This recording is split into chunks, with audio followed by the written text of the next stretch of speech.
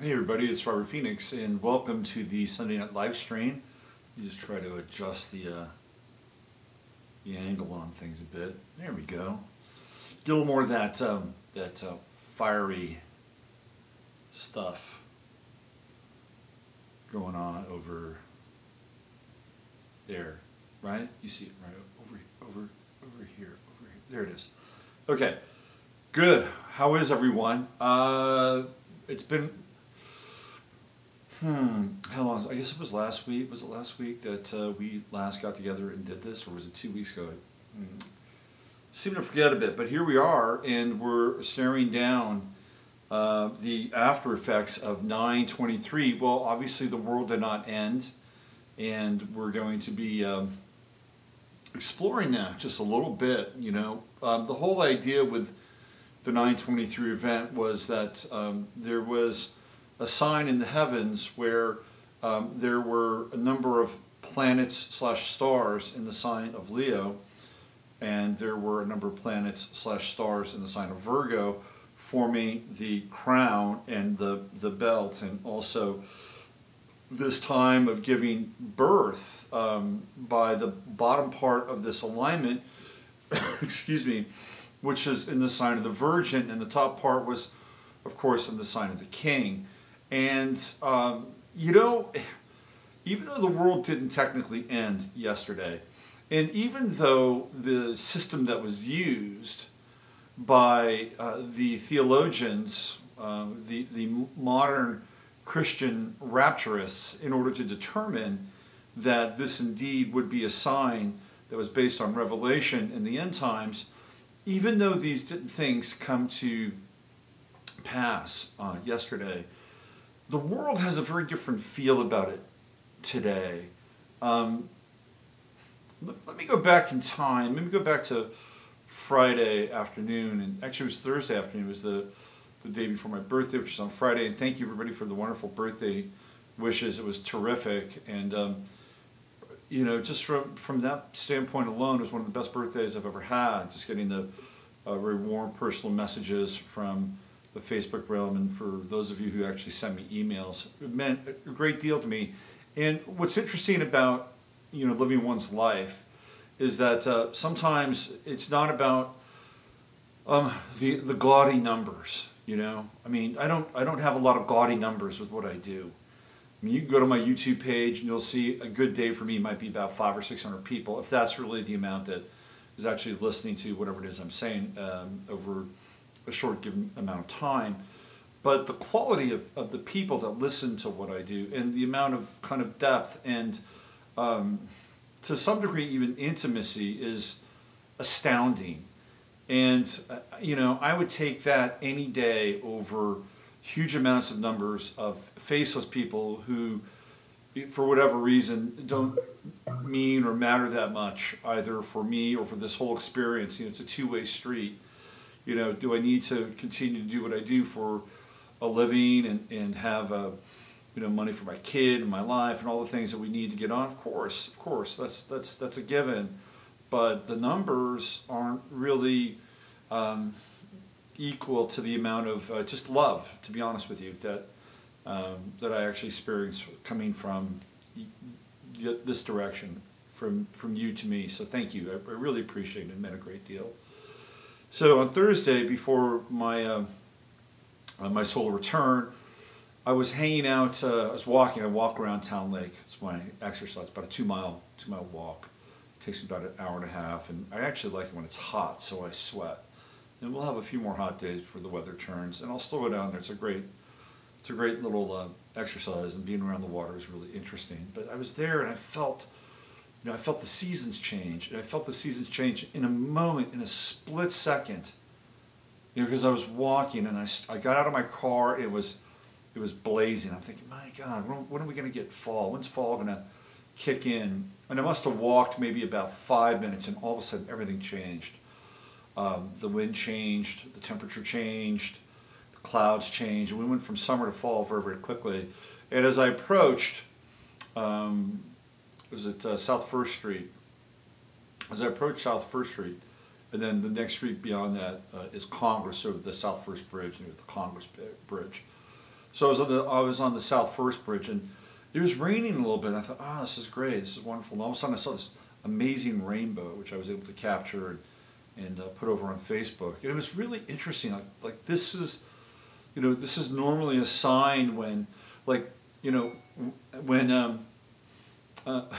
Noah and the Ark were, sort of cruising around and trying to find some semblance of land. They eventually, saw this rainbow, and they ran aground, and they found new land to populate and all that stuff. And it kind of felt that way in some ways with this rainbow, even though there wasn't any kind of new land to go to.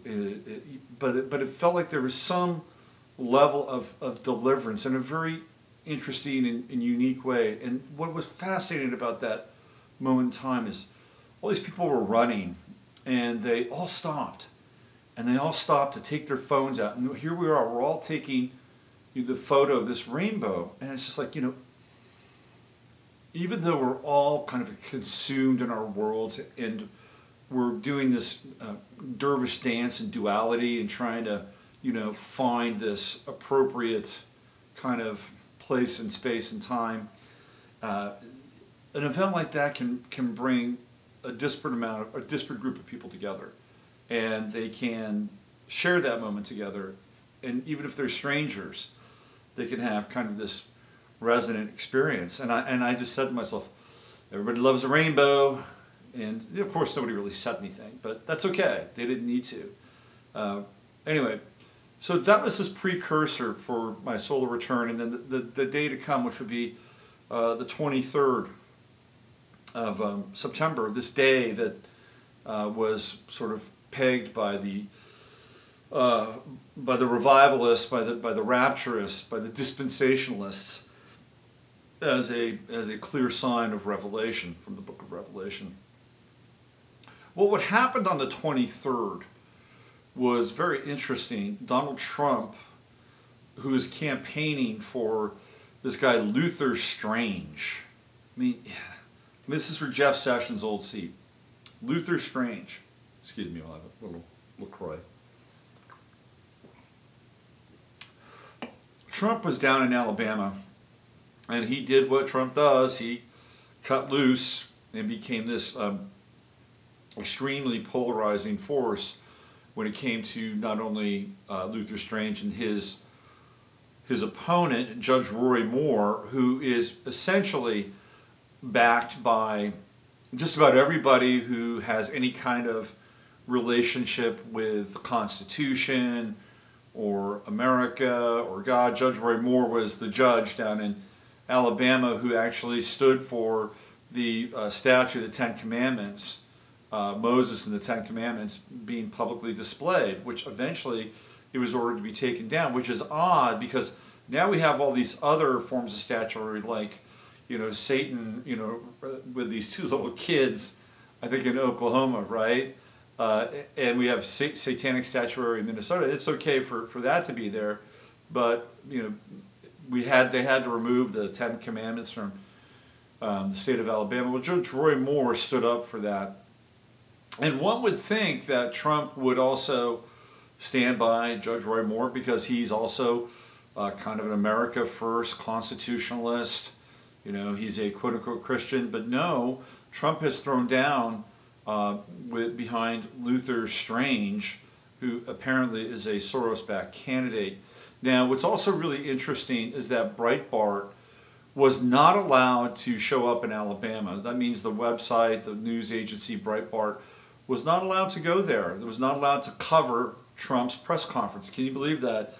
So my prediction about Donald Trump and Steve Bannon becoming rivals and enemies is actually kind of taking place. Of course, they're opposite signs.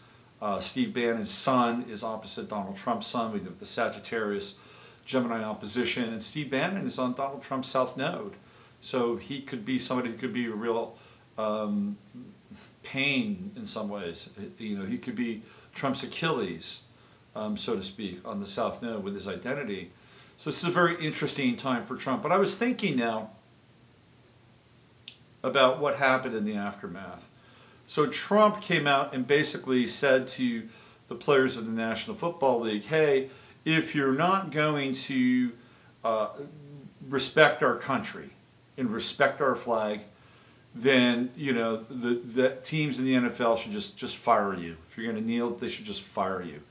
Well, of course, this was such a polarizing comment by Trump, but this is what we should expect with Trump, that it would be polarizing, and it actually galvanized the National Football League in a way that if he just kept his mouth shut.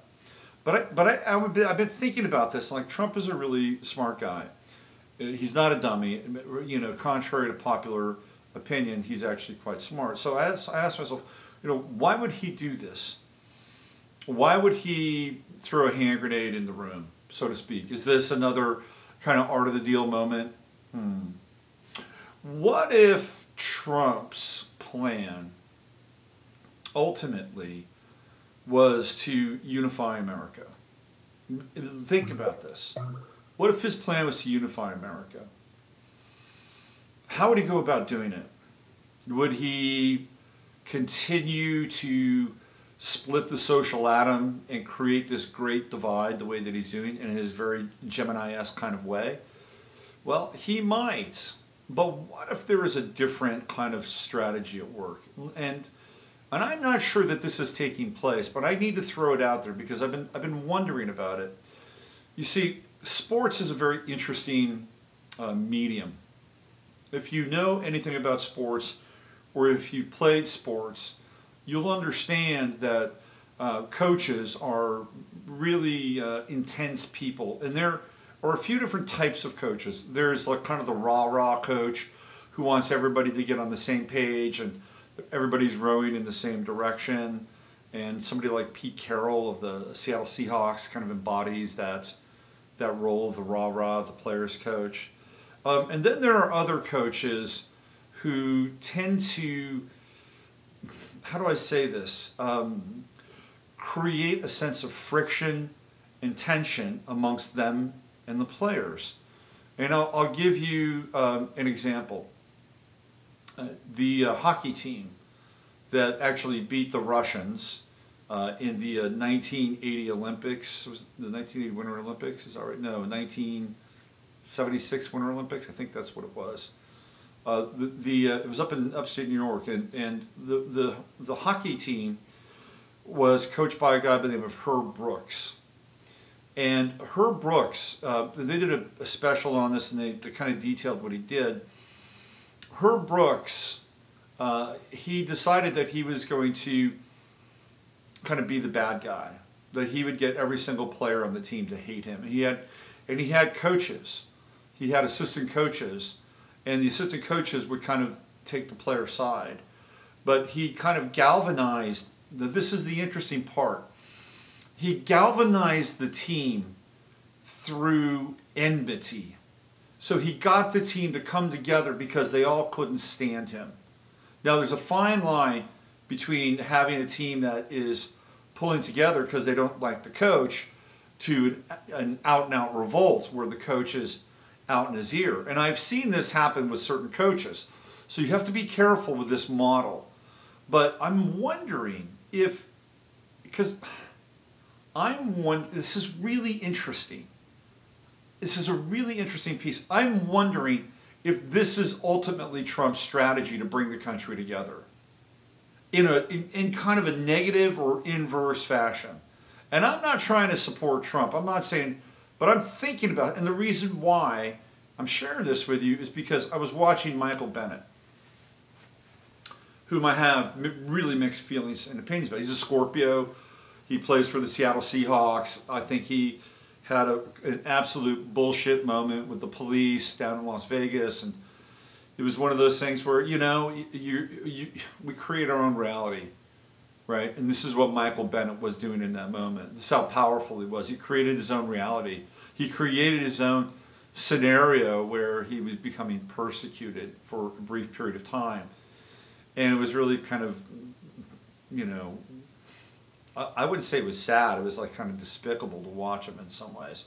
Because he was grandstanding, he was showboating, he was using that moment to further his agenda and further his cause. and he wasn't even being very truthful about it. I don't care if he got harassed, and if it was legit and he had two legs to stand on, I'd support Michael Bennett, but I don't think that that was really the case at all. Anyway, of course, the media will go to Michael Bennett and they'll ask Michael Bennett, how does he feel about everything? And his response was really interesting, and you should actually watch it. If I had the opportunity, one of these days, man, I'm going to figure this out. I'll just be playing these videos, or you can watch the videos. It's going to happen. But his response was fascinating.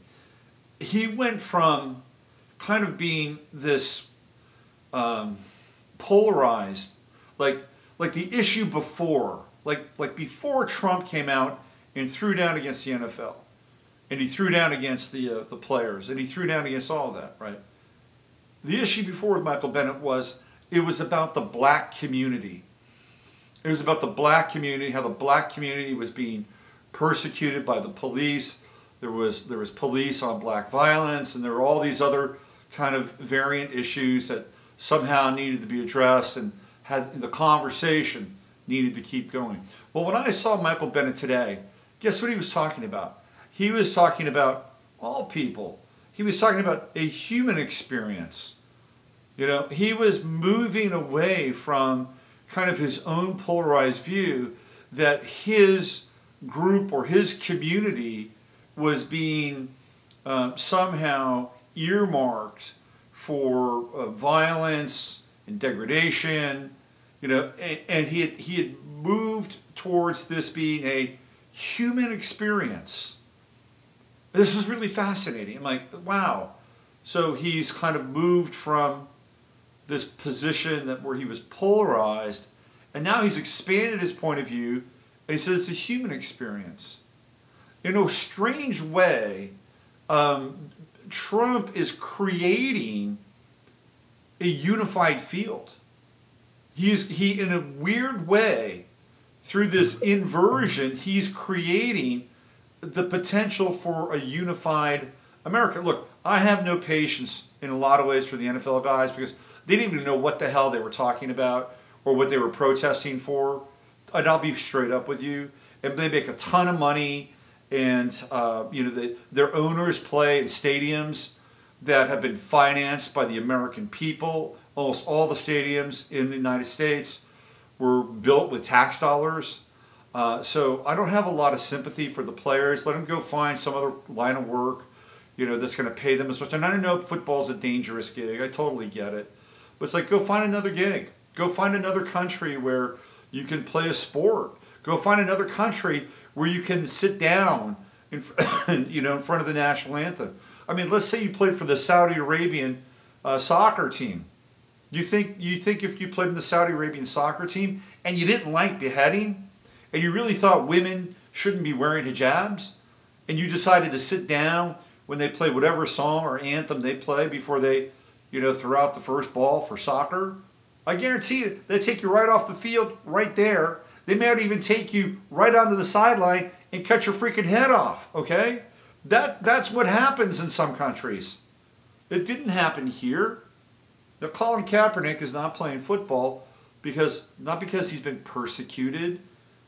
You know, teams are businesses, and if they feel like fans are going to go away, and they're not going to employ him. Plus, he's just not that good. I love this stuff. LaCroix. I used to drink Topo Chico a lot, but Topo Chico got too big for its britches, and Topo Chico started charging a lot more money for its sparkling water, which comes right down the road from me in Mexico. And LaCroix comes all the way from, where does it come from? Who knows where? Doesn't say. California? I don't know where LaCroix comes from, but it's good. And it's cheaper than Topo Chico. But you see where I'm going with this? I mean, even Charles Barkley, who has actually defended Trump.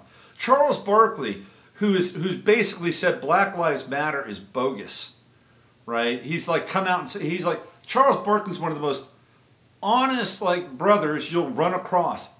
And even he now is like sort of coming over to this other side, another perspective. So in a weird way, Trump is starting to kind of, to some extent, unify America. It's very unusual. Now, I'm not saying that this is a strategy, and I'm not saying that this is how it's going to go. I mean, it could go into wider, duality and,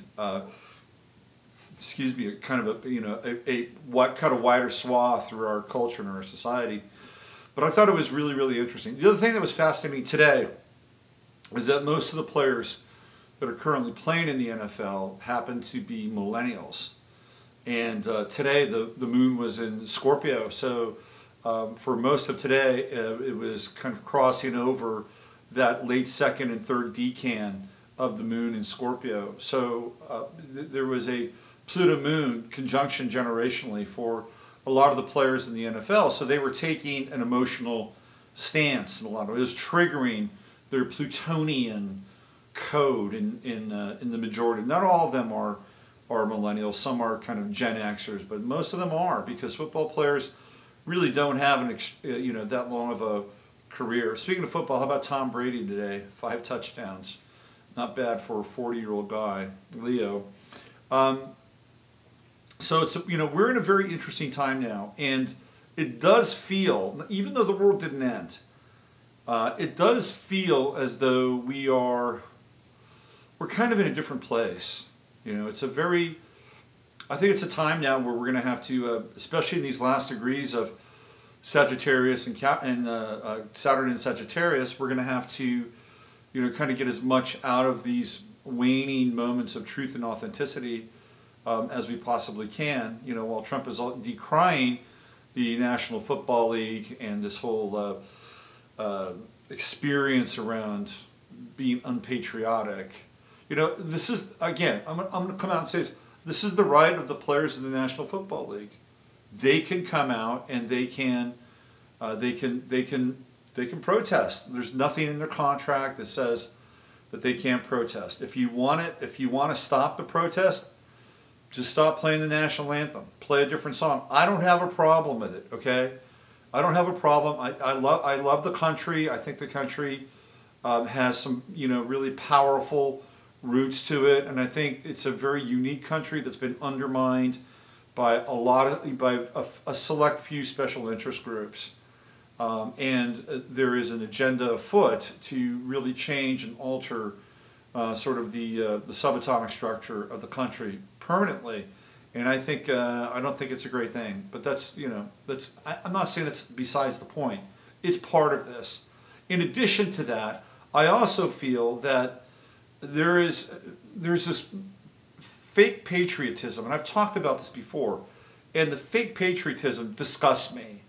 I'm all for real patriotism. I mean real patriotism, like the stuff that is really unpopular, like talking about 9/11, like talking about the government standing down, like talking about the players that were involved in 9/11. I'm into like uncovering the pieces behind who's flooding our country with drugs and money and creating this vortex and this cesspool of absolutely depraved influence, right? I'm into uncovering that. I want it because that's a patriotic thing to do. That's a love of country. That's saying, hey, look, there is something that's threatening here. There's cause for alarm. Our way of life, our nuclei as a nation and a people, one nation under God. It sounds crazy and kind of corny, but it's true. Is being completely threatened and assaulted. And the forces that are doing that are all about inversion. We've talked about this before. And this is one of the themes that really needs to be addressed before Saturn gets out of Sagittarius. Because the opposite sign of Sagittarius is what? It's Capricorn. And Sagittarius is big. It's the macro. It's the big picture. It's the giant system, right? And Gemini is the inverse, which is the micro. It's the fractal. So we go through this period of Saturn and Capricorn, and it's not just the United States. I mean, the whole world is going through it, right? The whole world is trying to figure out, do we want to be nationalistic? Do we want Brexit? Do we want Frexit? Do we want U-exit? Do we want Texit? Cal-exit? I mean, there's lots of like versions of this happening because people want to experience, at least to some degree, they want to get back to the roots. We've really traveled very, very far from our roots, and our roots are organic and they're analog, and it's about I don't know. It's about a localized sort of relationship with who we are and where we are, and that goes for any community, sort of across the board in the United States of America or any country for that matter. And the globalist system, of course, wants to centralize everything, and this is what we're going to be dealing with Saturn and Capricorn. Are the hard issues. This is the hard hand of the centralized government with Saturn and Capricorn that is really kind of winging towards us. You know, in the early part of Saturn and Capricorn, it's going to be squaring off against Chiron and Aries, because Chiron is going into Aries next year. So we're going to have this Saturn-Chiron square. It's going to be very, very intense, because Chiron and Aries, which I talked about last week. Oh, that's right. I didn't do this last week because I was in Houston. But Chiron and Aries, if you look at Chiron and Aries in the U.S. chart, using the Sibley chart, which I use, if you look at that, right, you'll see where Chiron is in the 4th house of the U.S. chart in Aries. So where is the 4th house? It's home. It is home, right? That's the 4th house. And the last time the United States went through its Chiron return started off right around 1969. And it was the end of the Summer of Love. It was the beginning of Altamont. It was the death of Jim Morrison, if you believe that he died. It was the death of Janis Joplin, if you believe that she died. It was the death of Jimi Hendrix, if you believe that he died. It was all those things, right? It was Altamont. It was Charlie Manson, even though Charlie Manson may not have really been Charlie Manson. Charlie Manson might have actually been George Bush Jr. Hey, how about that? Or maybe Charlie Manson didn't even do anything. Maybe it was all just a agitprop, another psychological operation. There are people out there who have evidence that says, hey, this is actually what really happened. Nobody really died. It was all just theater for the mind. Well, even so, that kind of intensity, that kind of scorpionic intensity that was channeled by whoever Charlie Manson was, impacted the American public. So to some extent, it happened. Am I right? To some extent, it happened. You know, really fascinating. We were watching America's Got Talent, and there's a guy on there named Colin Cloud.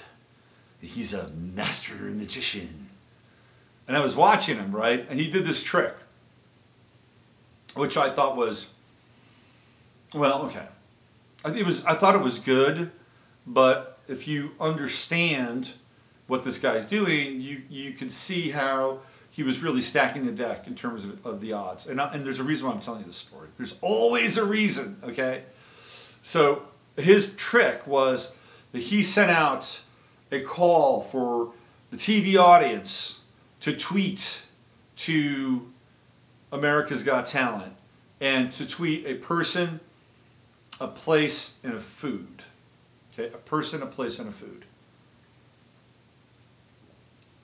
Of course, they got millions and millions of tweets, but they probably settled on, who knows, 1,000 maybe.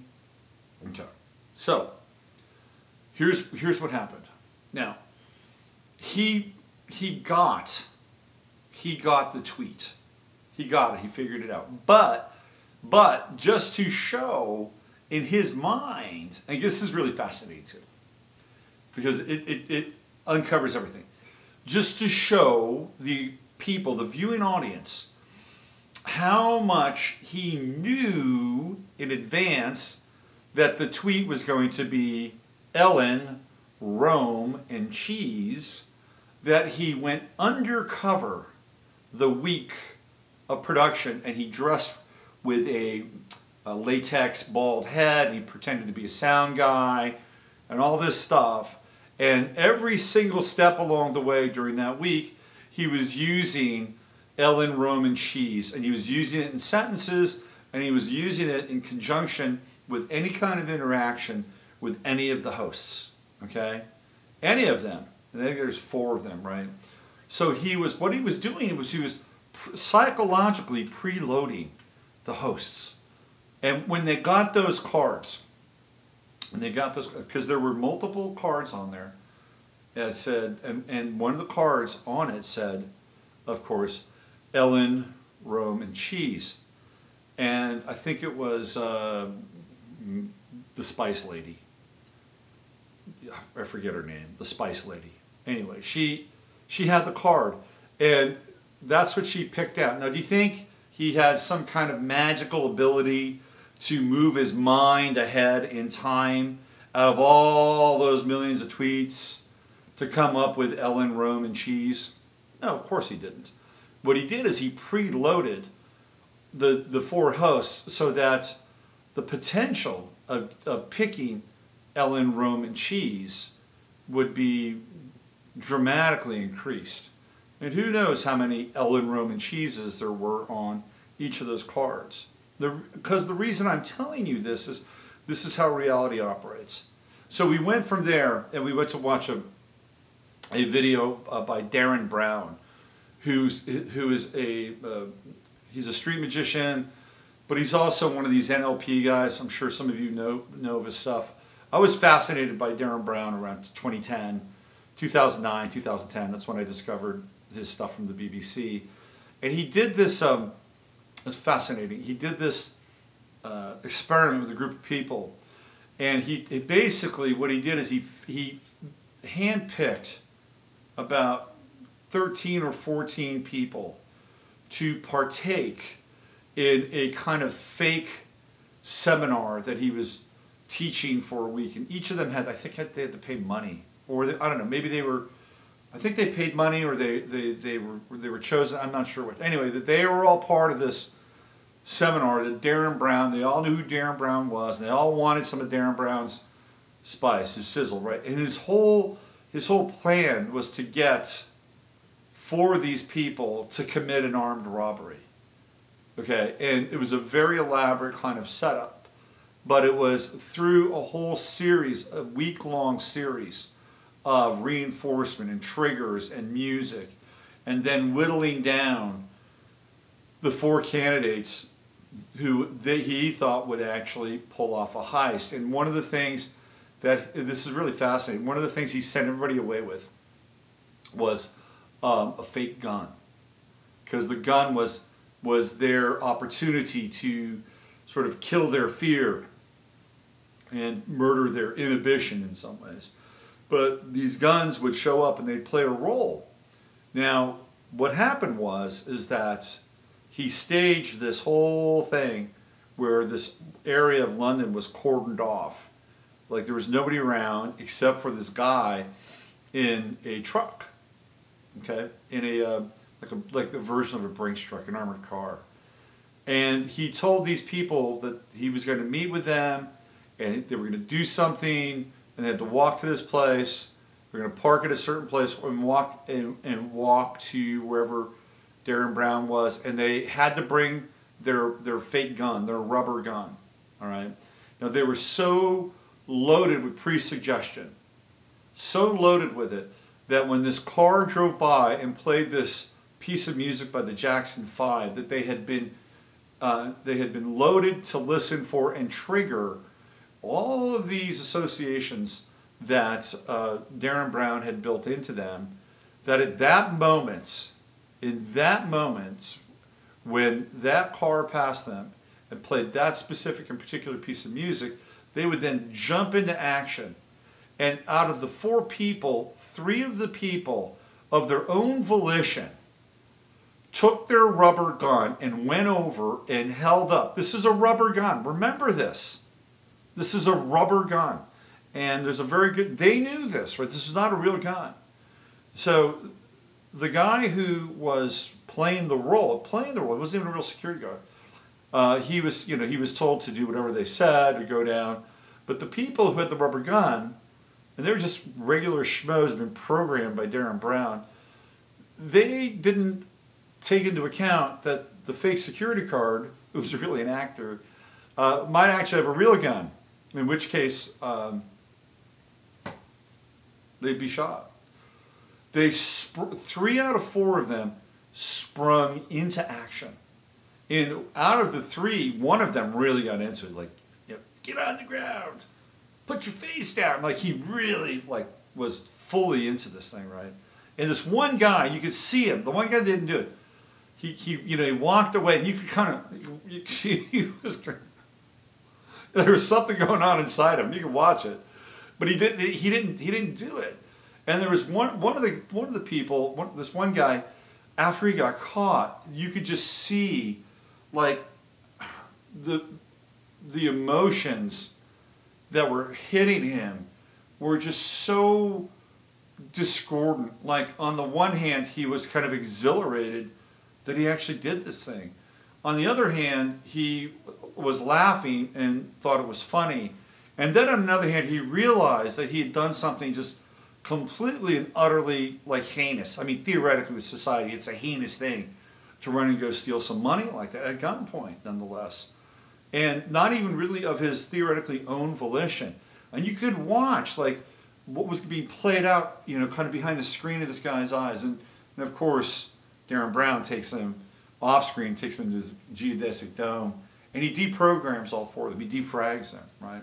The reason I'm telling you this story is because this is what happens to us in the world, is that we get programmed. We're getting programmed all the time.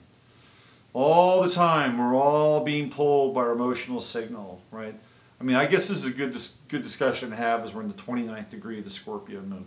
Why don't we put up the chart of the moment here and bring in some visuals? Why don't we do that? And you'll get to see kind of what we're talking about. There's a grand trine happening right now as we speak. So we'll look at that too. Let's do this. Okay. And I've labeled these charts. I just want to make sure we have the... Okay, yeah, good. Okay. Here we go. So I pulled this just before we started the show. And there it is. All right, so this is the chart of the moment. You can see what's happening right now, astrologically. Let me see if I can get back up here. There we go. Okay, so what we have is the chart of the moment. Guess what? It is Gemini rising. This is where we started the show tonight. That's right. Looks like it's around, what, 28 degrees Gemini rising. So what are we talking about? We're talking about duality. We're talking about Gemini Trump. We're talking about inversion.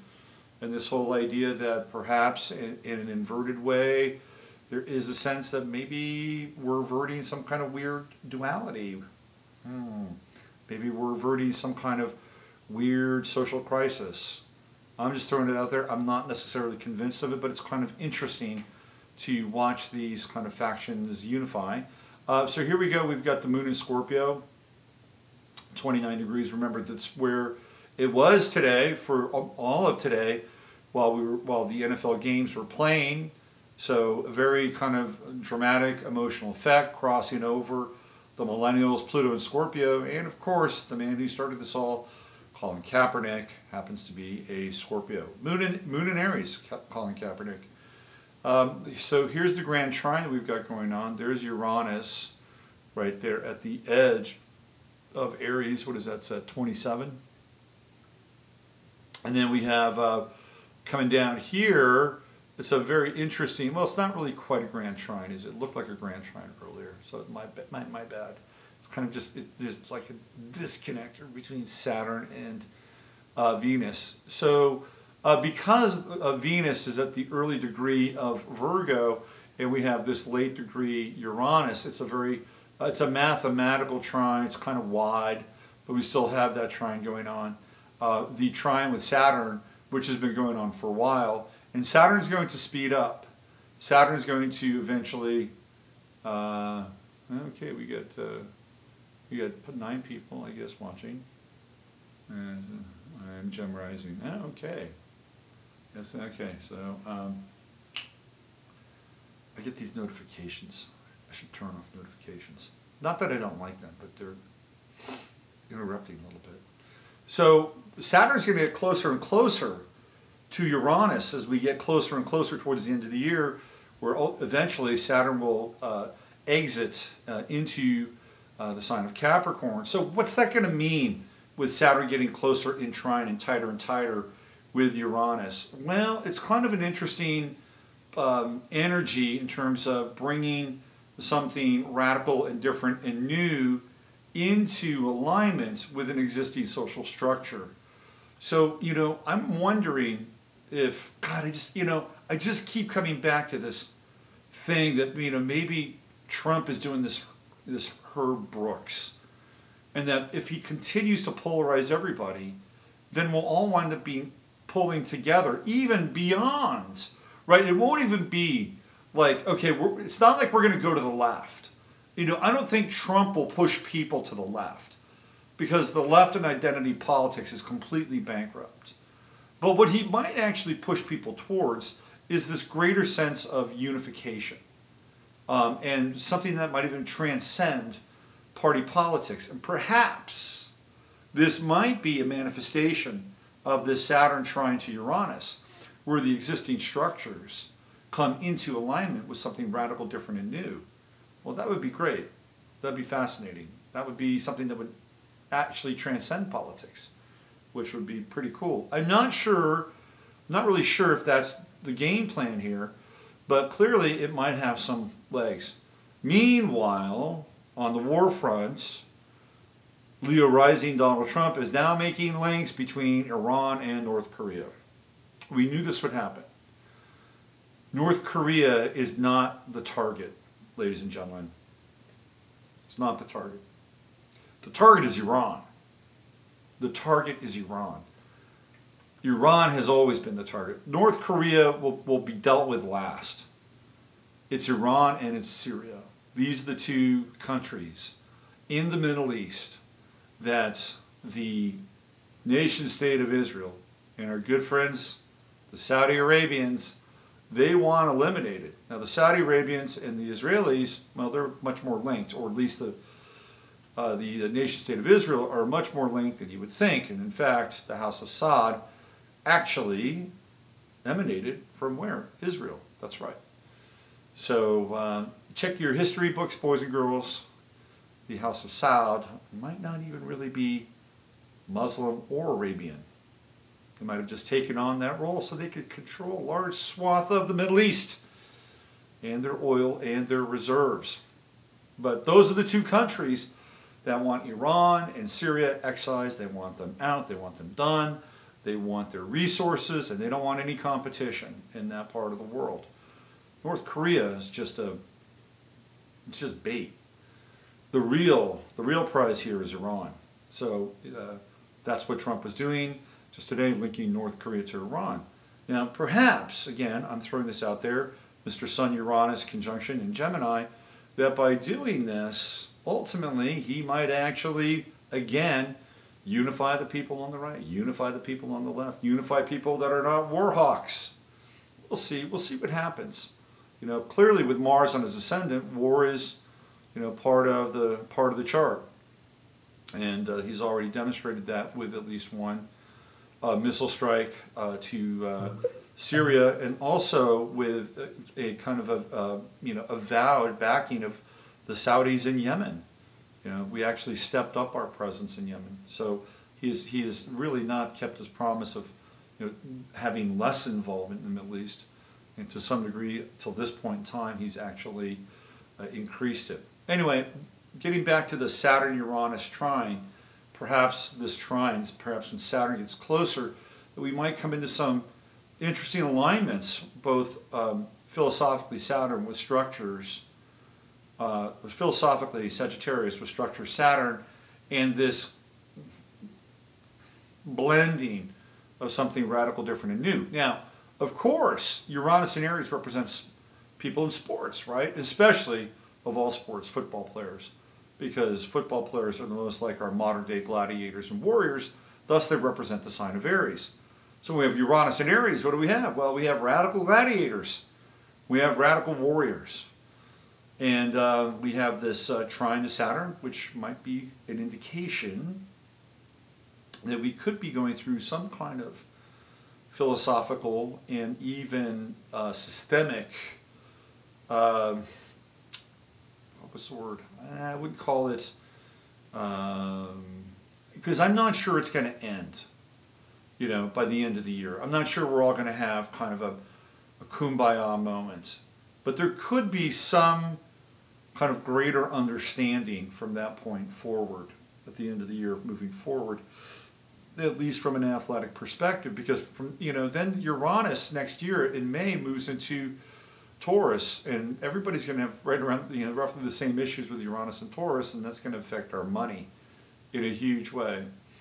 So we'll see what happens.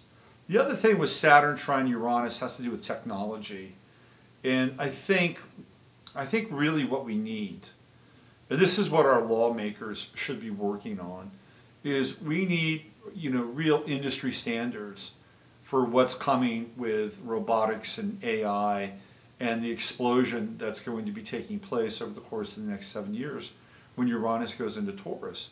Our lawmakers, the people in Washington, D.C., really should be sitting down and figuring out what the hell they're going to do when all of a sudden there is a huge amount of displacement. Now, I think that they're probably going to try to whip out the Mark Zuckerberg universal wage because there'll be less jobs for people, and people will need to make some money just to keep them docile. It'll be bread and circus, although the bread will be the bread that you theoretically put in the pocket, but you won't put it in the pocket because there will be no bread to be putting in the pocket. You'll be putting the bread into your phone or your biometric bank account, but it won't be bread.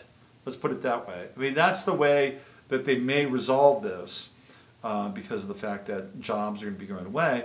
But what I really think we need to have pretty soon is some kind of open and transparent policy on what's coming. Now, apparently, the car industries are starting to go after Uber and Lyft. Like, they see what's happening right now, because if you go back in time, right? I mean, not that long ago, say 6 years ago, 7 years ago, pre-Uber and Lyft, you were a car company. What were you doing every year? You were selling cars to taxi companies, right? I mean, you would sell a car to a taxi company, and that car would get around 150,000 miles, 175,000 miles, and either the owner of the car or the taxi company would then sell the car. And guess what? They'd buy another one. Well, that's not happening. You're not selling fleets of taxis, are you? Chevrolet or Ford? No, you're not, because people are using their cars in order to provide taxi services, i.e. Uber and Lyft, which are based on the old gypsy taxi, right?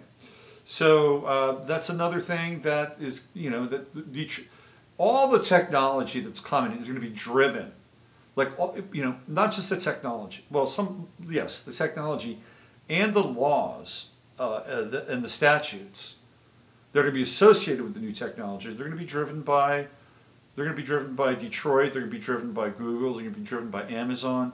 They're going to be driven by Apple. They're going to be driven by the major corporations that are driving the technology.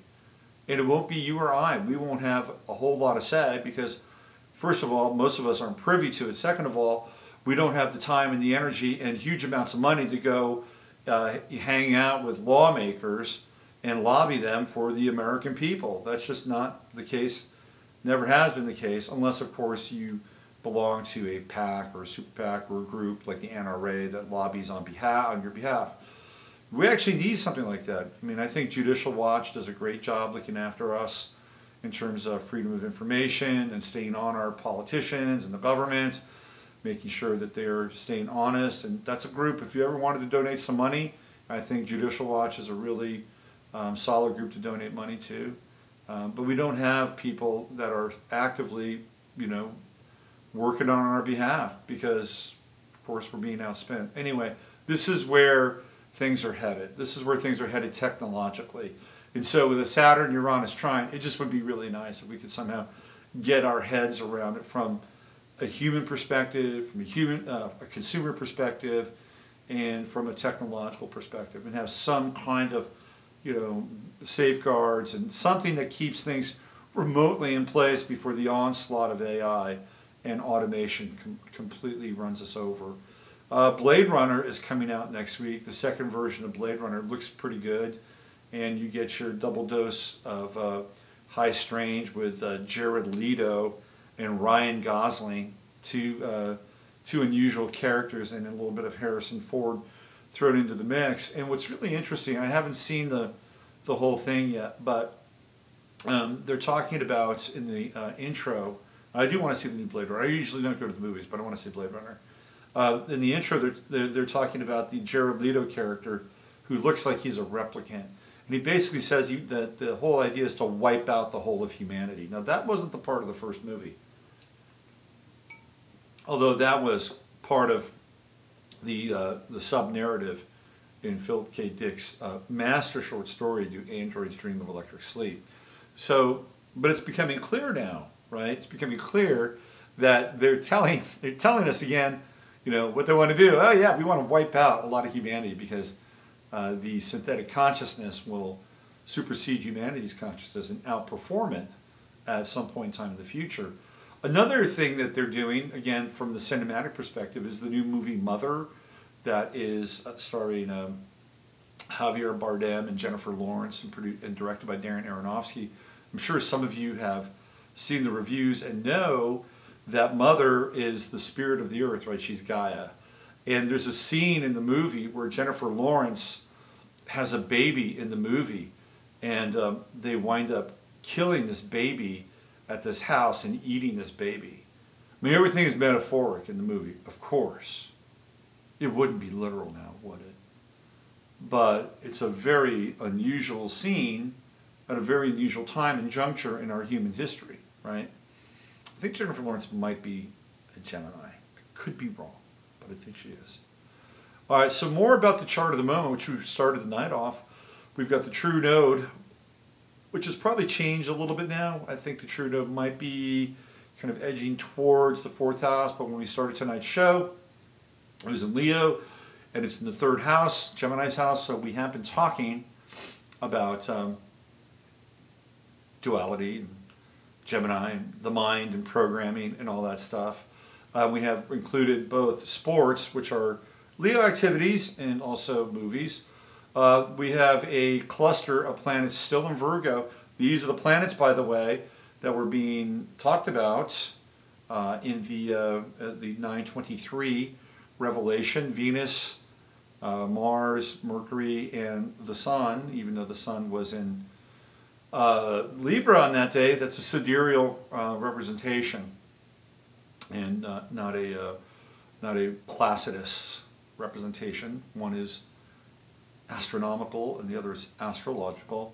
But we have this trinity, this holy trinity of Venus and Mars and Mercury in Virgo. So hey, this is the way the week is starting off, right? And Virgo is wiry, nervous energy, and we can get a lot done.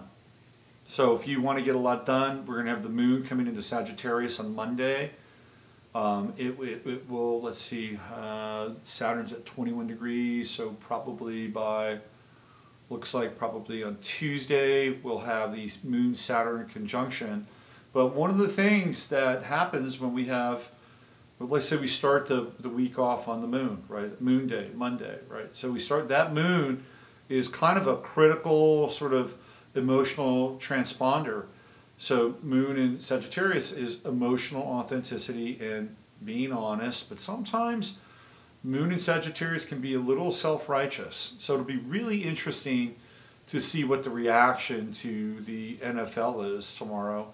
And not just the NFL, I guess Stephen Curry decided that he didn't want to go to the White House, and Trump pulled the rug out from under the Warriors before they even said no. I actually think that's a pretty good idea. I actually back Trump on that. Now what will happen is Curry and the Warriors will probably go hang out at Obama's place, you know, just down the street from the White House, and they'll have their own party, and they'll be with Obama, and they'll be hanging out. Oh my God, just wait. It's going to happen. You heard it here, right? It's going to happen. Because Curry and Obama were, pretty close. So we have this energy in Virgo, and look what it's doing. It's opposing Neptune, right? So what's real? You know, we get into that dialogue with Neptune. What's real? Does it even matter anymore anyway?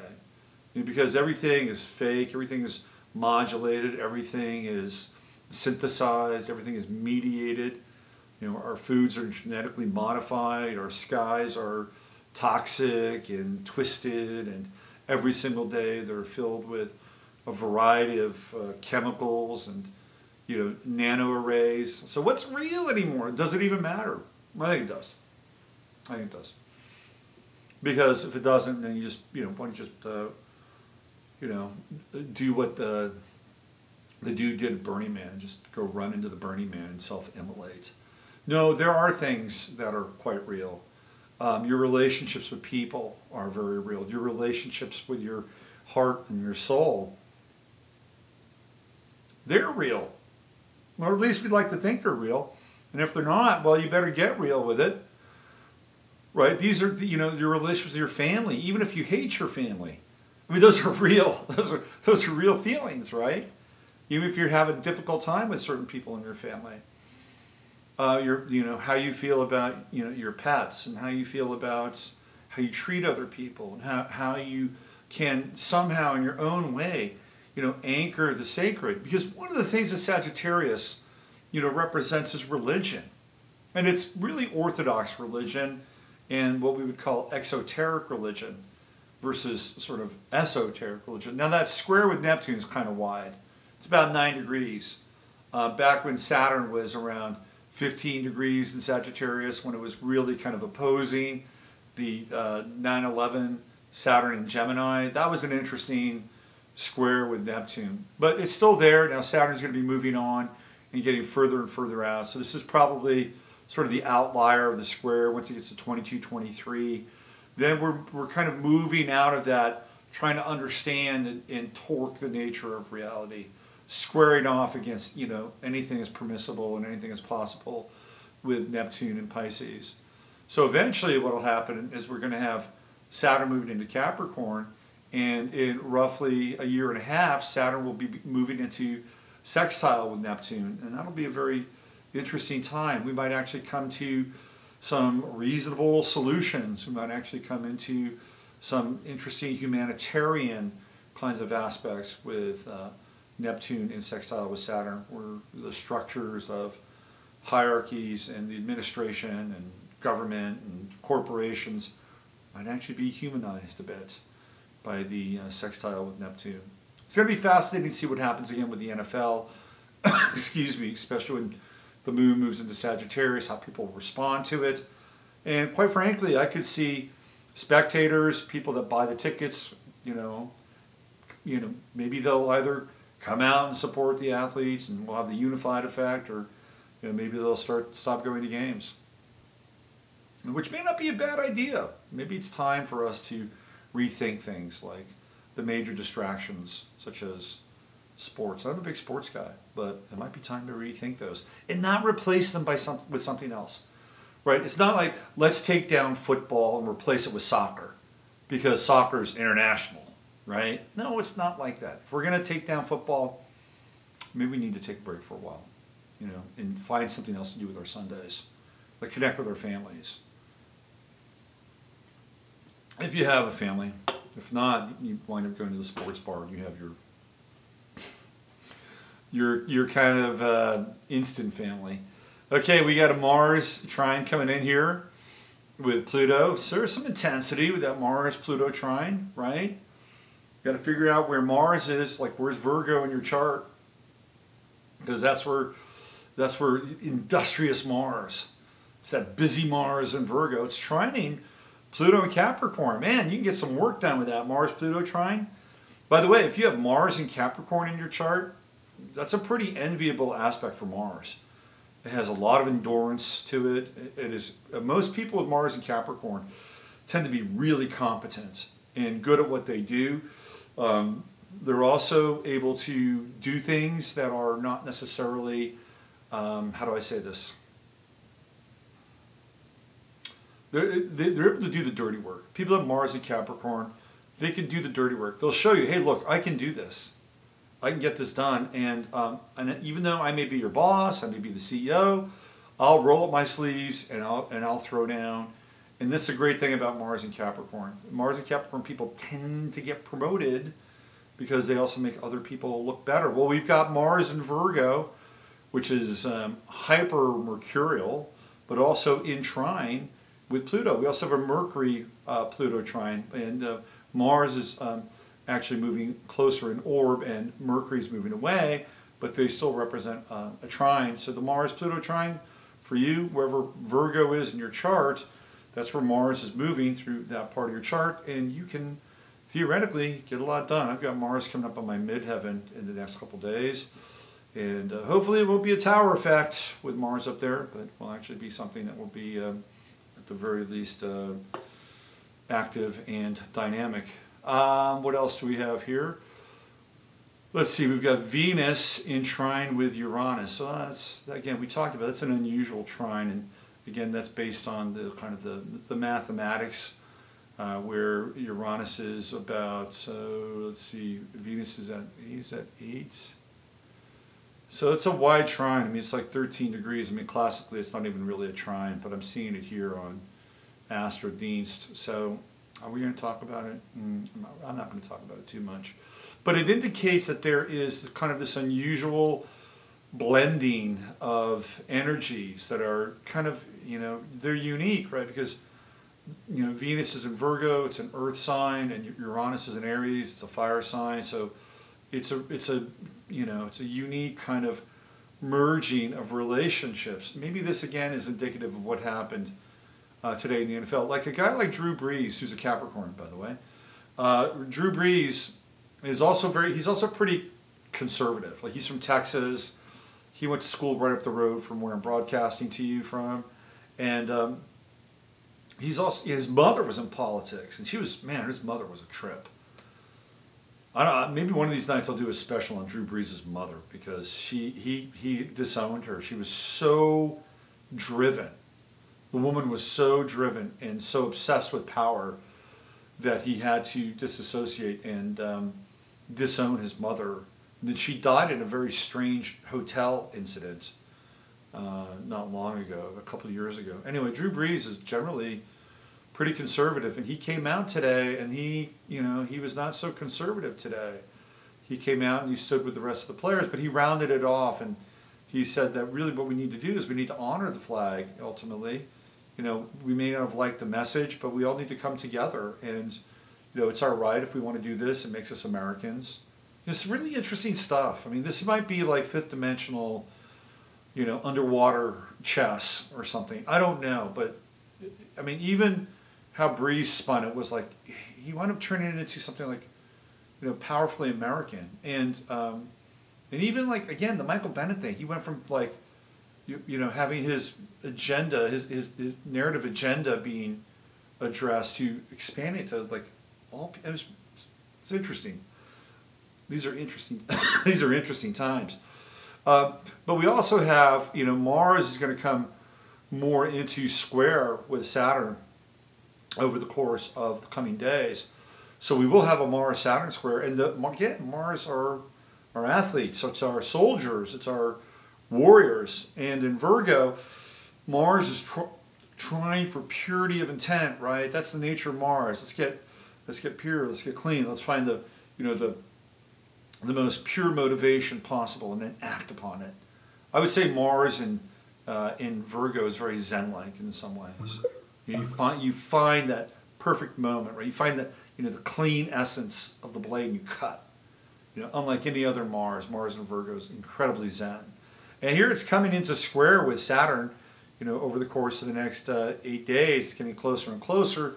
Will this wind up being more of a clash between these martial energies and the Saturnian forces in our life? Remember, transiting Saturn is where it's on top of Donald Trump's south node, and it's on top of his moon. So Mars is getting ready to square both his moon and his south node. So this could be a tricky time for the Commander-in-Chief. Now, apparently also there are people that are wanting to jump ship. They want out. They see that this could be a very kind of leaky journey the rest of the way with Trump. Usually they wait till the midterms and they'll make a move, but here they are, not even a year in, and they're thinking about trying to sharpen up their resume and get out of the Oval Office and the administration. So it's going to be a really interesting couple of weeks here, and especially if things really begin to sort of like if somehow Roy Moore manages to pull out a win in Alabama, we might see, you know, more of the globalist. And Trump is this weird, he's like this, you know, weird melange right now of this strange kind of Americana and kind of this hard edge, you know, patriotic flag piece, and also the, you know, the kind of the globalist neocon war effort. It's a really kind of bizarre, you know, synthesis to actually watch take place. But again, it's having a very unique sort of effect on, you know, in a strange way, unifying people. We've got the Jupiter-Uranus opposition. That's coming. It's getting very, very close. And that's explosive. You know, this is when everybody's trying, again, through Jupiter, to expand and find some kind of balance. And there's a lot of special interests that are associated with Libra. Everybody's trying to find the balance. You know, we need, oh, you know, we're this group, and you know, we need this in order to. Did I get him? No. We need. If I was Obama, I would have gotten that in the first try. You know, we need this to settle up our side, right? We need this, and the other side settle up our side. So we have this expansive energy, which has to do with justice and balance and, you know, lists of demands. Everybody wants to be heard with Jupiter. Jupiter Libra's been a pain in the ass. Can I just say that? I mean, I've liked it. You know, I've had it on my Mercury and my Moon, and you know, right now it's been on my natal Venus. And so I've enjoyed Jupiter and Libra from a personal perspective. But I think socially it's been a pain in the ass. I think, you know, it's basically everybody's like just trying to, you know, get over and get their needs met, whoever it is, whatever it is, right? Probably the worst case scenario, that was Charlottesville.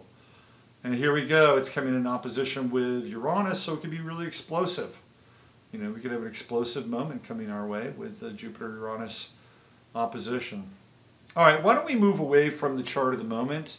We talked, you know, a lot about kind of where the planets are. So why don't we look at a few charts? How does that sound? You guys into that? Let me do this. You know, sometimes I just get into this so much that I lose touch with the chat room. Let me just go into the chat room and check in with everybody. Let me see what we have here. See if there's anybody actually talking. What do we have? Do we have live chat? Yeah, there we go. Now. Yeah, I did predict the NFL dying out a while ago. Okay. Here's Christine. Hi, Christine. Here's Judy. What do we have? How many people we have here tonight? We got 39. Our usual 40. Mostly Christine and Judy. Fabiola. Hi, Fabiola. All right. Sally H. Cryptocurrencies. It's Mark. There's Mark. S&M Denim. Hi, Mark. Alexandra. Hi, Alexandra. Okay. Hi, Judy. So I'm here. I'm checking in with you guys. I'm on fire. Well, thanks, Christine. How can a nationalist be linked with Jessies? Well, the Jessies. Hi, Daniel. The Jessies are nationalists, right? They're nationalists. They're the epitome of nationalism. They're the epitome of nationalism. The Jessies are Israelis, right? How can nationalists be connected to? Because Israel is like the perfect distillation of the nationalist state, if you think about it. Here's Vicky. Hey, Vicky. All right, here we go. People are chiming in. Good to see you all, at least from this perspective.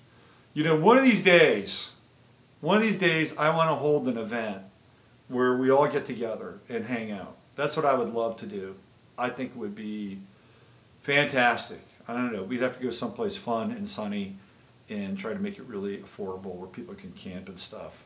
But I'd love to have an event like that. You know, maybe bring some other speakers, some other guests, and you know, have people just exchange ideas and get together and hang out. That would be maybe for my 60th birthday. That'd be a great thing to do. All right, I just wanted to acknowledge you, everybody, being in the chat room, and to see if there's any questions in there. I live in a small town where my provider probably has to pick up from somebody else's signal. Don't know. Okay.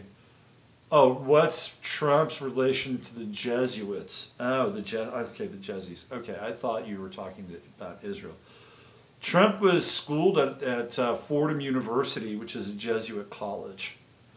So Trump has some Jesuit training, but I don't know if Trump is a I don't know if Trump is a dyed-in-the-wool Jesuit like, say, Jerry Brown. Although Jerry Brown is, Jerry Brown is radical, and he's an Aries. He's an alien, Jerry Brown.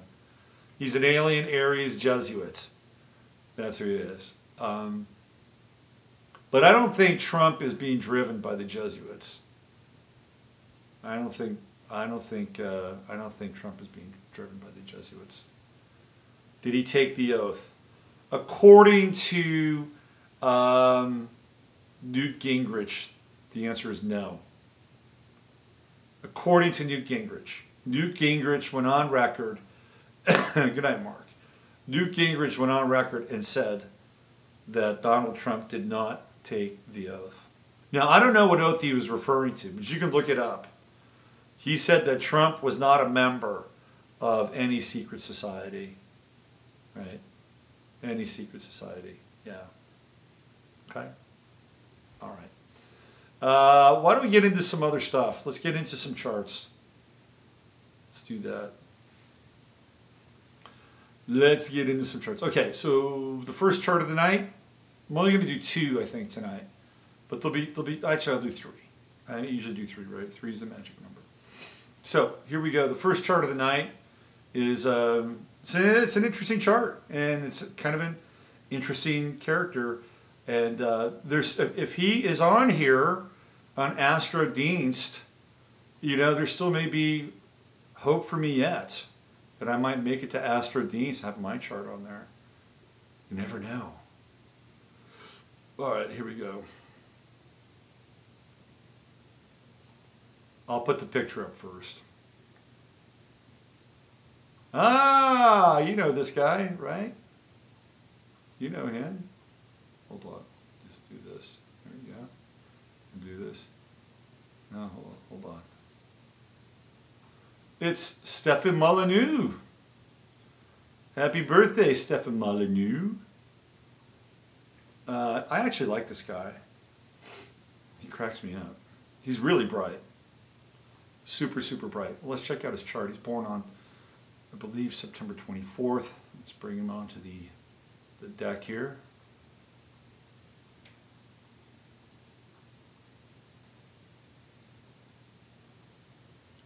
Man, I hope I'm winning my fantasy football. Molyneux. Here's his chart.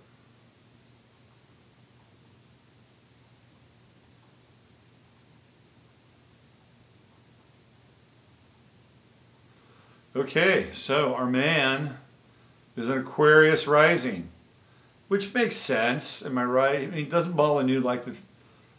isn't he like an atheist? Isn't that his thing?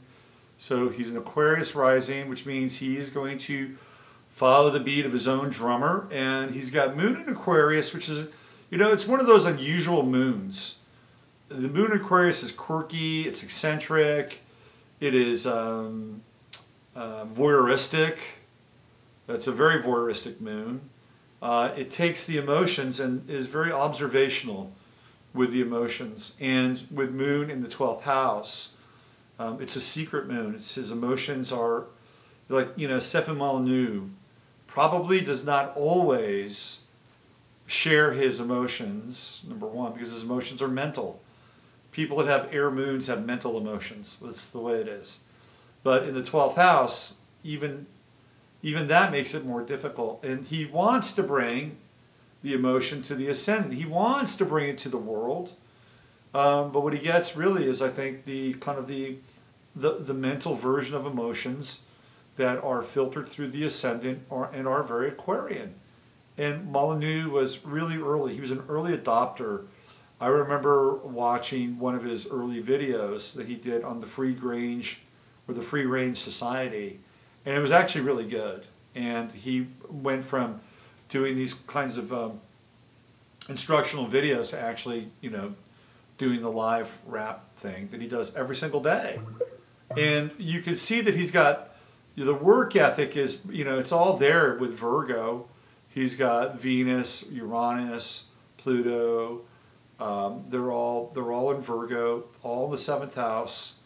And he also has Saturn in the first house, which the reason why these houses are so wide is because he was born in the northern hemisphere, where the further north you go, the smaller some houses get, and the bigger other houses and signs become. And the same effect happens when you head south towards South America. Same deal.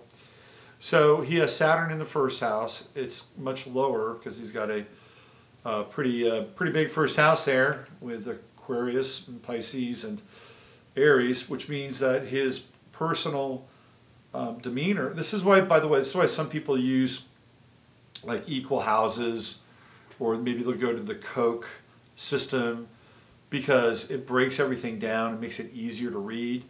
When you interpret a chart like this, you're interpreting 3 different signs for the first house, which I think is actually okay, because I think that these 3 signs actually are indicative of Molyneux, because you have Aquarius, which is unusual. I mean, he looks unusual, right?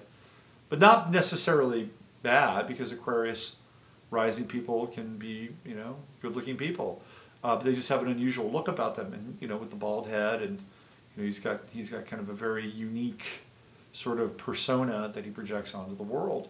But then the first house also has Pisces, and there's Saturn there, which is part of this grand water trine that he has. So he does have water in his chart. He's got plenty of water. So he doesn't necessarily need to have the moon, emote from the 12th house on his ascendant. He's got plenty of water. But it feels to me like that the movement or the energy of that moon, wants to make itself known. He wants to be kind of, if you watch his videos, he has this interesting way of being emotional, but also being mental at the same time. Now, the first house also has Pisces as well, so he has to take into account this kind of hidden layer of sensitivity. And Saturn, to me, in Pisces, is almost, to me, it almost feels, we were talking about the Jesuits, right? It almost feels to me like Molyneux's got this kind of past life thread as it feels to me almost like sort of at the upper reaches of some order, right? Like, a bishop or a cardinal. I mean, he's got that kind of vibe in some ways. And Saturn in Pisces is interesting because, you're dealing with this control of the Piscean impulse, which is to merge, right? Pisces wants to merge, and it wants to, it wants to kind of bleed into everything. It wants to become one with everything. It wants to return to God, right? That's what Pisces wants to do. Wants to go back to God. And so Saturn is this, modulating frequency. So maybe this is the atheistic part of Molyneux, perhaps. And it's in trine with Neptune and in trine with Jupiter. So I think he is capable of a religious feeling to some degree. He's got a kite pattern. He's actually got a really interesting chart. And he also has the sextile going on with the Sun to Jupiter, and he has that sextile with Venus and Neptune. So he's got some compassion. He's not. I'll tell you what's also really interesting. He hasn't been on Alex Jones lately. He has not been on Alex Jones lately. And Alex Jones is an Aquarius, so Alex Jones is in his first house. But Molyneux's got Mars and Leo, which would be opposite Jones's. I think would be opposite Jones's Sun in Aquarius. Now with his Mars and Leo, you think it's dominant, but to me it feels like Mars and Leo is in his house of relationships, and that's where he gets dominated. That's what it feels like to me. It feels like that because he's got that square with Neptune. So Mars and Leo wants to be dominant, but in the 7th house, it's either on off, right? It either dominates another or is dominated by another. That's what that Mars in the 7th house feels like. And then he's got the Venus-Pluto conjunction, Venus-Uranus conjunction. He connects into people in a unique way. His relationships are unusual, to say the least. He might be a bit puritanical at times with that Venus, Uranus, Pluto. He could go from being puritanical to being completely, what's the word I'm looking for? Sacrilegious. Sacrilegious. Yes. From puritanical to sacrilegious. This would be Stefan Molyneux's kind of emotional swing, his relational swing. And I think he would kind of go back and forth between those two poles, to be quite honest with you. He's got a Saturn-Sun opposition. He's trying to, people get Saturn-Sun oppositions, they're trying to find themselves in opposition to their father. That's how the Saturn-Sun opposition works. So part of what Stefan Molyneux is doing in this lifetime is redefining himself against his father and the societal structures that he's inherited from his father. That's Saturn, right? His true node is down there in the second house in Taurus, and it's right on the edge of the third house cusp, which is great for somebody who is a podcaster and doing videos. He gets to use his voice, and guess what? This guy's a hard-working dude. I mean, he does a video every single day. Stefan Molyneux here. Stefan Molyneux here. And today we'll be talking about why it's absolutely, utterly crazy to be a progressive. Now, I know some of you out there, you think, Stefan, I know where you're going with this, but you don't. Now, he's good. I mean, he works hard, man. That's that true node in Taurus. He's got Sagittarius on the midheaven. Oh, and by the way, next to the third house, it's also speaking, right? It's speaking. And the third house is like, doing it every day, every day, every day, every day. The ninth house is not always like that. The ninth house is the great American novel, and the third house is the great American short story, right? So doing podcasts and blogs and small things are really good for him. He's got that Neptune in Scorpio. It's right at the edge of the ninth house. Again, that's kind of that intersection between the underworld, the eighth house, and the ninth house, which is higher consciousness. And Neptune is the highest planet in his chart. It's at its apex, and it's at the apex of the Grand Trine. So what Molyneux is trying to do is come to, I believe this is the case, even though he may not say it. I believe he's trying to come to some kind of higher spiritual understanding about the world. And even though he considers himself an atheist, I don't think he will remain an atheist. Let's put it that way. I think Molyneux, it might be a bit of a closet mystic. Just throwing it out there. Sagittarius on the midheaven. He's had Saturn crossing his midheaven in 10th house for the last 2 years. So this has been kind of a peak time for him, and he actually said that, excuse me, that his show is going to get picked up and there was going to be a bigger venue for what he was doing. And I haven't seen it yet. But, I mean, this is a guy who gets about 100,000 views on YouTube for his daily videos, which last anywhere between 20 to 30 minutes. And he does a lot of collaborative stuff, does a lot of interviews with other people. Again, that's the Venus, Uranus, Pluto conjunction. And then he's got that Sun-Moon trine, which gives him kind of an interesting ability to be intuitive and kind of maybe understand things on a intuitional level or instinctual level before they happen. Molyneux cannot get hooked into drugs. Don't ever, Stefan Molyneux, stay away from drugs. And it's probably late in the game already, and you've already, I'm sure, done your thing. But with that South Node on Neptune, boy, that's see, the South Node on Neptune, that is the fear and the danger of religion. That South Node on Neptune and Scorpio, this is a guy this is a heretic. South Node conjunct Neptune and Scorpio, 8th house. This is a heretic. This is somebody that was burned at a stake. I can tell you that right now, but he's still a mystic. He is still a mystic. All right, let's take him out of here. Thanks, Stefan. He's a closet mystic.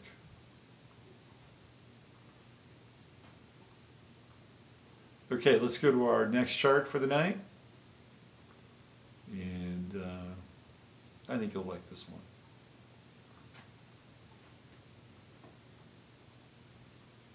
Let's see what we got.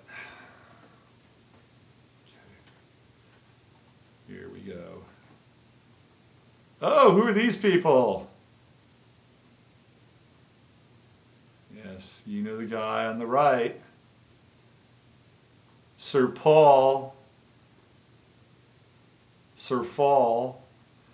Well, the gal on the left is Linda Eastman. Looking like a dude. She's looking a little like a dude there, don't you think? I'm sure the she was a he people would get a they would get a kick out of that image. Is oh, Linda Eastman. Let's add another image. Let's bring her chart because this is who we're looking at. We're looking at Linda McCartney's chart, but not just Linda McCartney's chart. No. No. We can't talk about Linda McCartney without Paul McCartney, right? Of course. So here we go. Here's the synastry. We're going to do a little synastry with Linda McCartney and Paul McCartney. Linda McCartney was Linda Eastman, daughter of the Eastman Kodak empire. Now, I'll give you a little dirt. Whether or not it's true, I'll give you the dirt nonetheless. So, the rumor is that Linda Eastman, who had been following Paul McCartney around England for a couple of years because she was smitten with the Beatles and also had the best cameras available to her. Trust me, she wasn't using Kodak cameras when she was photographing Paul McCartney. She was using Hasselblads. She was using the best photographic equipment possible. Now, this is the daughter of the guy who revolutionized the photographic and camera industry. Kodak was the Xerox, was the Google of photography until Polaroid came along and changed that a bit. Not completely, though. So apparently, Linda Eastman, through her spending a considerable amount of time following the Beatles around and being obsessed with Paul McCartney, started looking at the McCartney pictures.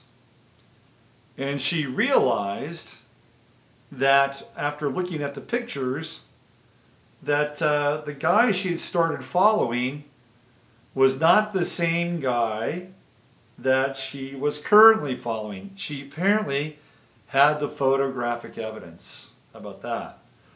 So, according to the underground history, or the alternative history to Paul McCartney and the Beatles, she theoretically extorted Paul McCartney and basically said, "You're going to be with me, or I'm going to tell the world.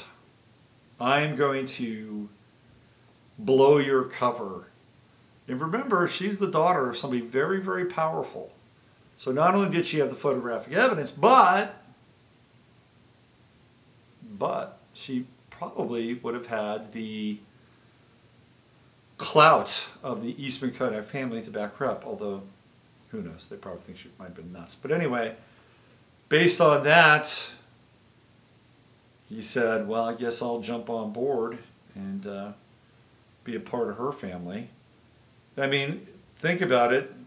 Linda Eastman did not come from the other side of the tracks. Paul was marrying into considerable money and fortune to add to his own considerable fortune. If you look at their charts, they're quite interesting. Linda is on the inside here, and she happens to have both Venus and the moon in Scorpio, so she's a Scorpio rising. And with Venus, Moon, Scorpio, guess what you get on the ascendant? You get obsession. You get obsession with Venus, Scorpio, Moon on the ascendant. Because Scorpio does not do anything halfway. You know, Scorpio can be a sign that is what? Obsessed. And what do we have here? We go to the back of the chart, and we have Paul's Venus which actually is in her 7th house. So with Moon opposite Venus, Venus opposite Venus, his Venus in the 7th house, I could clearly see the obsessive piece here, right? But he also is connected into her.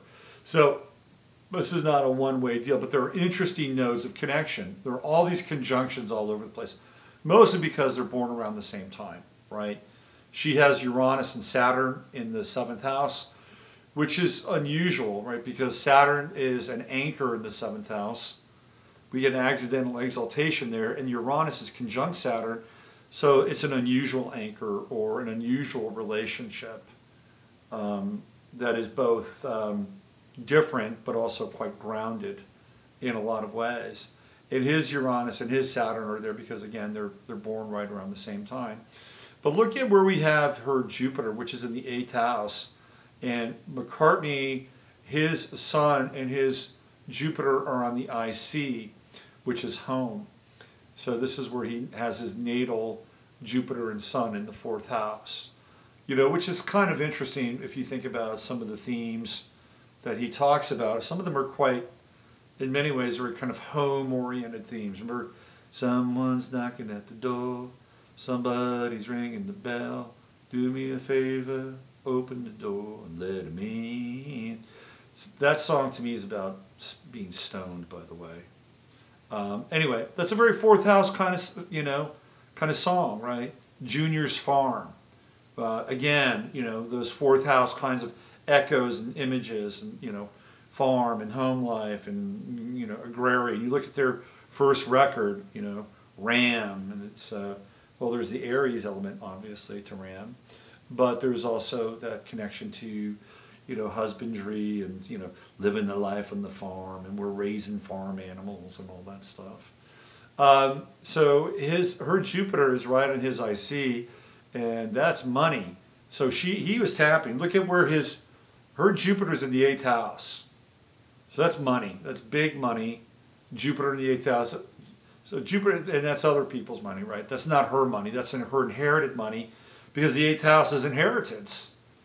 It's either genetic or physical inheritance. So look what Paul's got. Oh, Paul's got his Mercury over there. Oh, Paul's got his Sun over there. Oh, Paul's got his Jupiter. Paul's all over that. Jupiter in the 8th house of Linda, right? Absolutely. Money, money, money. So there we go. There's a big connection there. And then we go up to her 9th house, which is actually Paul's 6th house. This is where it gets, you know, again, a little more interesting. You know, Paul's got Moon in Leo, Chiron conjunct the Moon, Pluto-Mars conjunction, very intense. You know, he has, you know, there's a lot of occult energy locked up in that 4th house, 6th house, I'm sorry, with Moon conjunct Chiron, conjunct Pluto, conjunct Mars. So this, you know, and the weird thing is, right, like this is the chart for Paul McCartney. This may not be the chart for like this dude, right, Billy Shears or whoever this version of Paul is, which is weird, right? Which is Gemini too, because Paul's a Gemini. So we're getting into this whole Gemini thing. But anyway, it's interesting to look at least the original template, you know, because that version of Paul certainly would be connected into this version of Linda Eastman. And the DC, so Paul has this Paul, or Paul McCartney has his true node conjunct. Now, going back to all that Leo stuff, though, that's also very, very creative, too. Very creative. And so we got Pluto conjunct Mars, conjunct Pluto. And then over here, you know, we have Linda's Sun, Neptune, true node, all in Libra, all in the 11th house. So she winds up joining a group, right? She winds up joining Wings. She becomes a member of Wings. And she didn't know how to play an instrument at all. She did not. She had a mini moog, and it looked like she was playing. She'd like put one finger down on a key, and the guys in the band didn't like her. The guys in Wings who were serious musicians like Denny Lane, they didn't like Linda Eastman at all, because they knew she was a charade. She might have been as much of a charade as Paul Fall. Anyway, I just thought I'd bring, you know. And then what's really interesting is the square here with Sun, Neptune, and the Sun Jupiter. So there are two suns, or at least the original template. Again, whoever this guy is, this version of Paul McCartney, if you think he's originally Paul, well, there you go, more power to you. But there was a conflict. There would have been a conflict between their two suns, right? With the square there. Anyway, something interesting to think about. Now, what's fascinating here is that she has a daughter named Heather, whom Paul adopted, and in typical Gemini fashion, Paul Fall wound up marrying his second wife. His second wife was Heather Mills. Typical Gemini fashion. So he has an adopted daughter named Heather, and then his second wife is Heather Mills, who's a Capricorn, by the way. Capricorn. All right, let's remove a few images here. Yes, I want to remove that. Let's remove that. Okay. Let's go with the final image tonight, which actually has a connection to Paul McCartney. So here we go. The last chart of tonight's shoe, really big shoe. What do we got here? Is this woman. Oh, sorry. You know who that is? That's Barbara Walters. That's right, Barbara Walters. And Barbara Walters got her start on the Today Show. So Linda Eastman is born on the 24th of, was she his handler? Billy Campbell and his wife. There you go, Daniel. Let's see. Let's see, Daniel. Fabiola, do you feel Placidus is best? Fabiola, it works for me. What can I say? It works for me. Daniel says Molyneux seems to be softer about the topic of religion than he used to be. I think Molyneux will become some more soft with religion as time goes on. Yeah, absolutely. Was she his handler? No, I don't think Linda Eastman was Paul McCartney or Billy Campbell's handler. No, I don't believe that. No, he was quite adept at handling himself. Okay, so let's go back to the live stream. Where did we go? All right, so let's bring in Barbara's chart here really quickly. It's kind of an interesting chart. Normally I wouldn't be that interested in Barbara Walters, but she actually is, I believe, a relative of Paul McCartney's third wife, Nancy Chevelle, if I'm not mistaken. She's I think she might be her aunt or her third or fourth cousin. So there's a link between Barbara Walters and Paul McCartney, because Barbara Walters actually introduced her to Nancy Chevelle. I know this for a fact because I know somebody who used to work for Nancy's old man. I don't want to say. All right, here we go. Barbara Walters' chart. All right, what's really striking about Barbara Walters' chart, number one, is like when she was young, I mean, look at her. She's an attractive woman.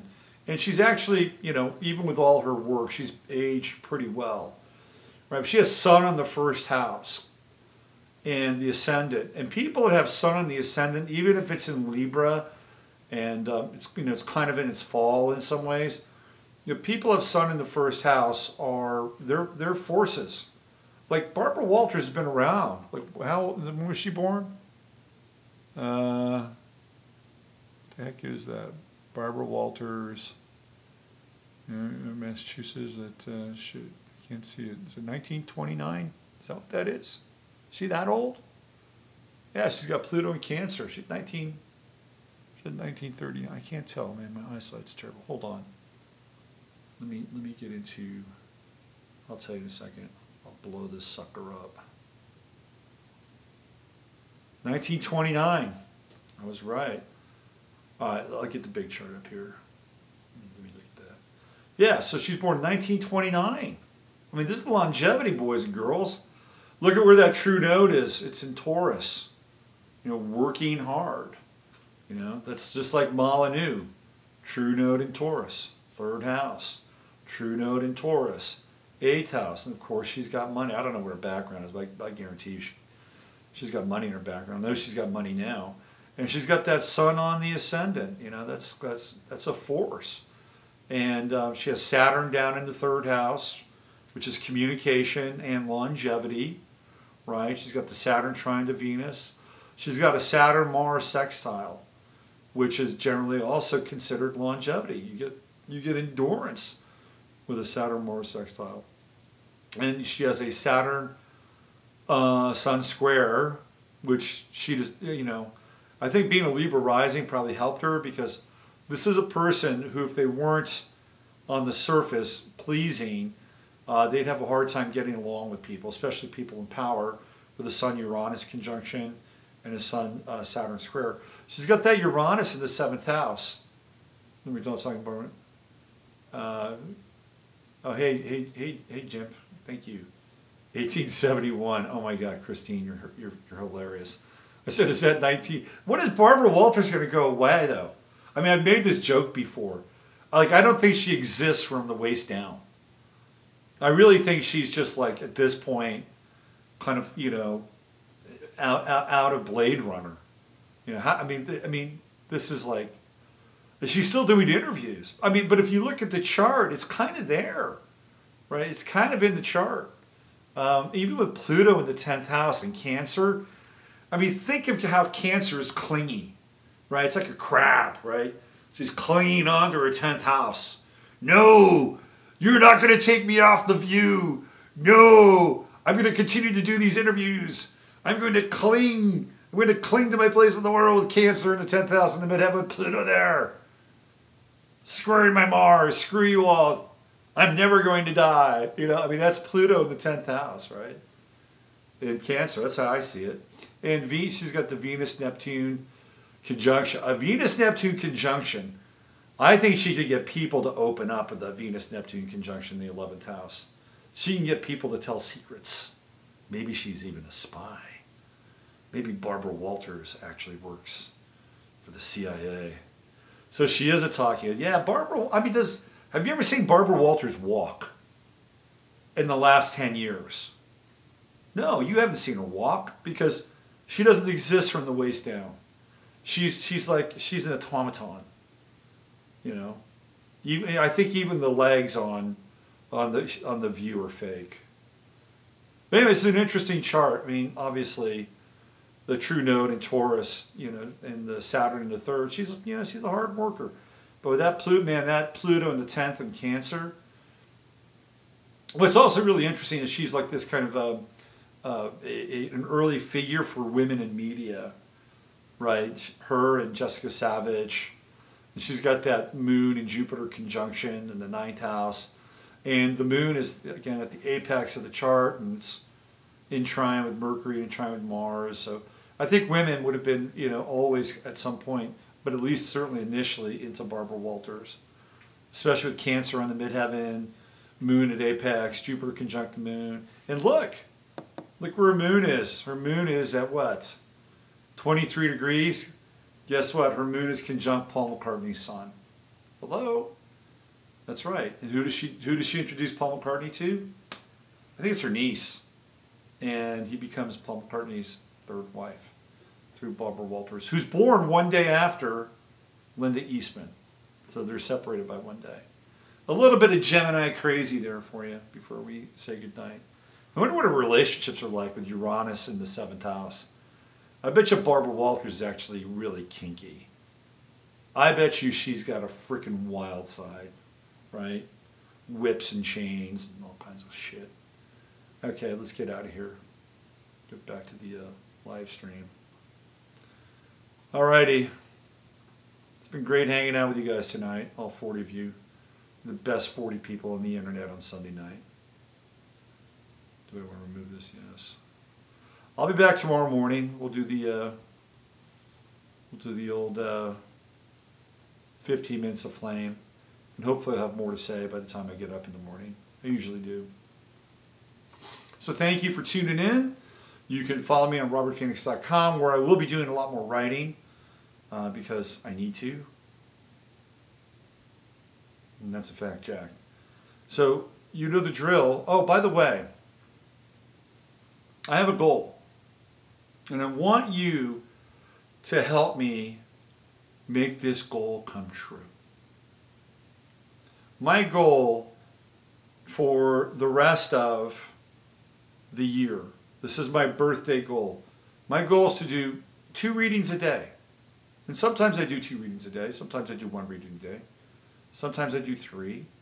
But my goal is to do 2 readings a day, every day, Monday through Friday, for a whole year. So that's 10 readings a week.